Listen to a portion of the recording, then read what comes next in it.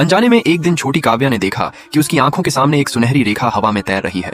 उस सुनहरी रेखा का दूसरा सिरा सीधे उनके घर के चूहे के बिल तक जा रहा था। उसके हाथ में एक 100 ग्राम की सोने की ईंट थी। काव्या को अचानक एहसास हुआ कि उसे किस्मत की सुनहरी रेखाएं दिखाई देने लगी हैं। वह दौड़कर यह बात अपनी माँ सविता को बताती है, लेकिन माँ को उसकी बात पर पूरा विश्वास नहीं होता।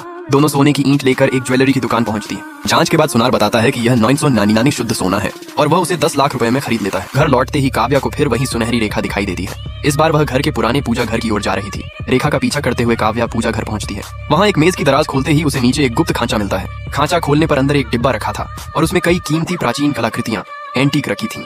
तभी काव्या पुलिस को फोन कर देती है। उसके पिता की मौत के बाद से पड़ोस का एक लालची आदमी हमेशा उसकी माँ को परेशान करता था। वह जानबूझकर खुले बालों के साथ पड़ोसी को डराने पहुंचती है।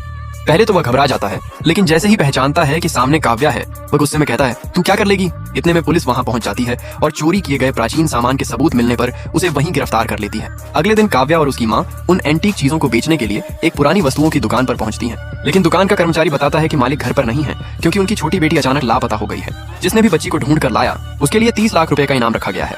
काव्या जैसे ही पोस्टर उठाती है, उसकी आंखों के सामने फिर वही सुनहरी रेखा दिखाई देती है। इस बार रेखा सीधे दुकान के कर्मचारी की ओर इशारा कर रही थी। काव्या तुरंत कर्मचारी से मालिक को बुलाने के लिए कहती है।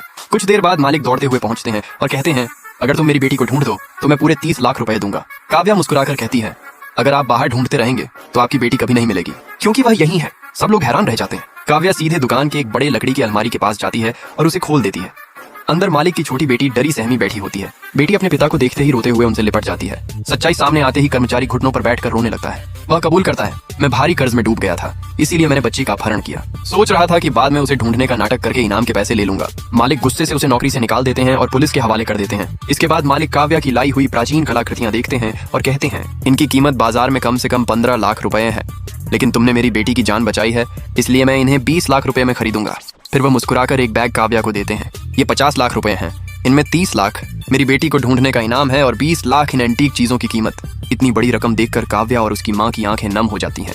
माँ भावुक होकर कहती हैं, बेटी क्या हम सच में सपना तो नहीं देख रहे।